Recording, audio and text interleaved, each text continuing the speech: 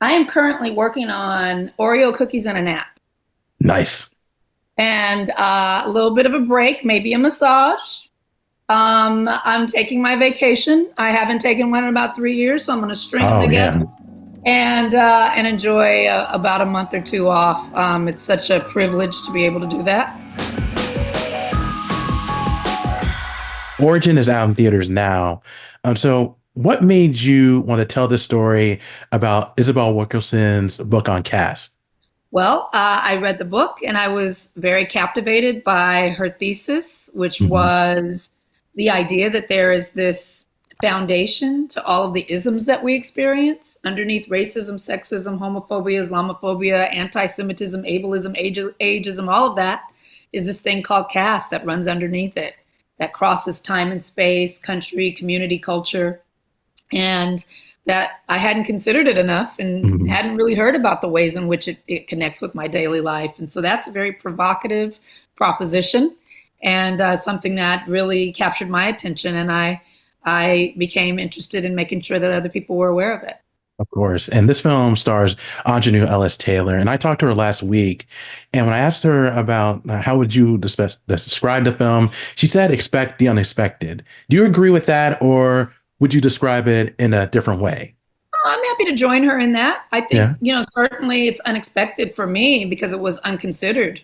I just Yeah. didn't know enough about it. And so, yeah, it became something that really captured my curiosity. Course. And you've worked with Ingenue as well as Niecy Nash Betts, who also stars in the film before. How was it working with them again and seeing their on-screen chemistry? Yes, well, in When They See Us, I work with both of them in When They See Us. They Yeah. play mothers of two of the exonerated five, and in the film, the two mothers that they play don't really get along.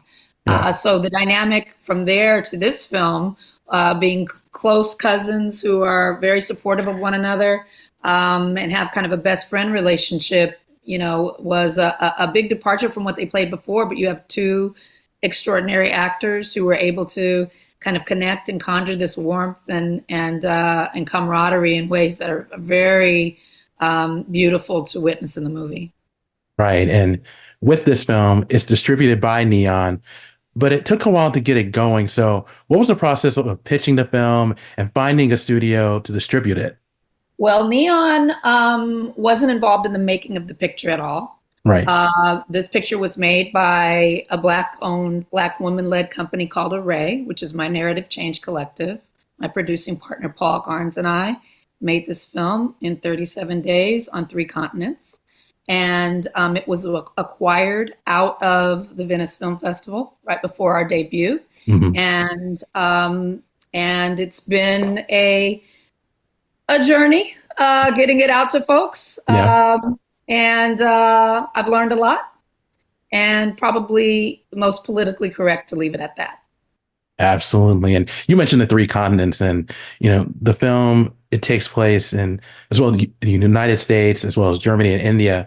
So how is it filming in different countries? And have you been to Germany and India before?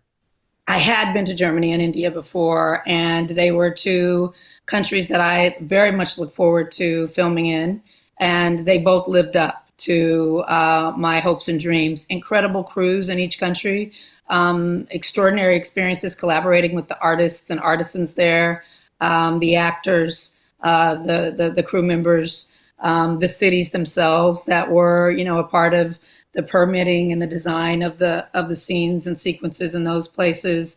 So yeah, that was an extraordinary part of the journey. I can't wait to go back to both places, and I got to find a story that takes me back because I really loved it. Absolutely.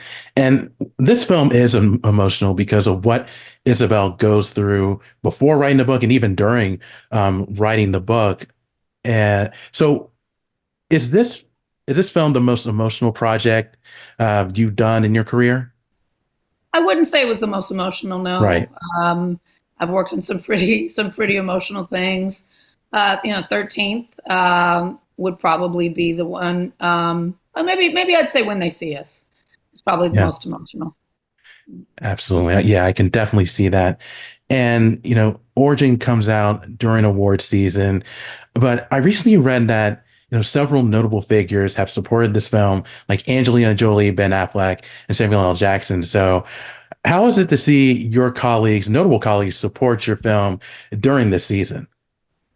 Just to have fellow artists support anything at any time is an extraordinary thing. To make something, and folks who also make things saying, hey, there's something about that that's special, that I want to amplify, that I want to wave people over to, is you know a remarkable feeling. I know when I see things, and whether I know the filmmaker or not, I'm on their social media and I'm sending a note, or I'm tracking down a number to text, or I'm reaching out. And that's the fun part, is when you're able to cheer on a fellow artist, and just show appreciation. And so it's been really wonderful. It's been a beautiful long list of folks who've reached out, folks that are known and publicly known, and then folks who have been doing it quietly behind the scenes. It feels good. Oh, of course. And, after writing, producing, and directing Origin, did you learn anything new about yourself?